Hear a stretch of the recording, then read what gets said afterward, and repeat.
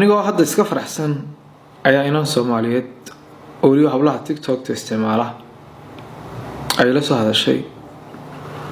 Horta waxay ii sheegtay sheeko maaha ee waa bahalnimo. Waxa dhacday gabadh baa wax iska caybay tiri TikTok iska caayno oo kon hablo inta badan bari ugu dambeeyay TikTok la iska caayay. Teetan waxay tiri anigu maalinta deena taan saaynay alkiiban ku ilaabay oo caloosha kuma sii qaban.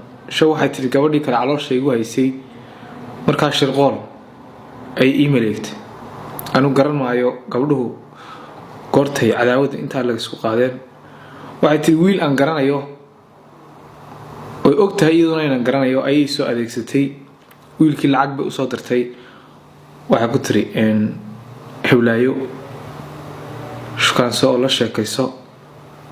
waxay tiri wiilkii la sheekaystay waxay tiri wiilkii markuu ila sheekaystay wiilku waa wiil aan qaano ayadatan waxay tiri oo heer goor ila gaaray. waxay tiri waxaan wada hadlaynaa oo muddo aad u yar oo 3 bilood ba gaareen. waxay tiri markiiba de gabadh dhalinyaro ah oo garanaysaa guur laga dalbaday oo de qofkiina ay u aragto qofte nafteedii kaafinayo oo habeen kasta waxay tiri marka meel tagno hadiyada yar buu keenaa ila waa nolol wax laga rabay. ayaa waxa dhacday wiilkii inuu isoo doono oo reerkayga soo doono aabahay u dhintay hooyadii la soo hadlo kadibna adeerkay la waco adeerkay uu bixiyo. kadib waxa dhacday bay tiri Addis Ababa inuu raahdo in tagina Addis Ababa ka hayay. waxay tiri booli mikaayil magaalada meesha ee Soomaalidu degan tahay inuu geenin laakiin waxa tagnay meel kale oo Ethiopian-ku ay ku badiyeen hotel markaa Ethiopian leeyin oo 3 qol ah ee noo kureeyay tiri. teetana maalinta laga ka qadeynay habeenkii markaa hawdheelkii galnay bay tiri. waxay tiri adigu habeenkii marka 12 habeenimo saacad u tahay ayba laba nin oo kale hawdheelkii soo galeen bay tiri oo Soomaaliya iyaguna. waxay tiri ilaa ninkayga aanu haystay ilaa labadii nin kale way suukay jabiyeen. waxay tiri muddo bil ah ay ragii meeshii igu haysteen.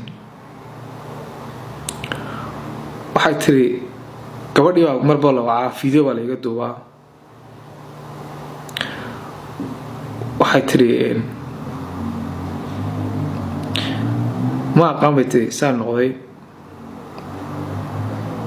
marka aniga ila hadlaysay runaantii waxay ahayd gabadh aad iyo aad u ciilan oo dawa garan kartaa gabadh dhalinyaro ah oo muddo bil ku dhow reerkooduna ay haystaan ninkeedii la joogto ninkeedii Addis Ababa la joogto laakiin habeenba nin loogu yeerayo oo video laga duubay. waxaas dhan waxa ka daran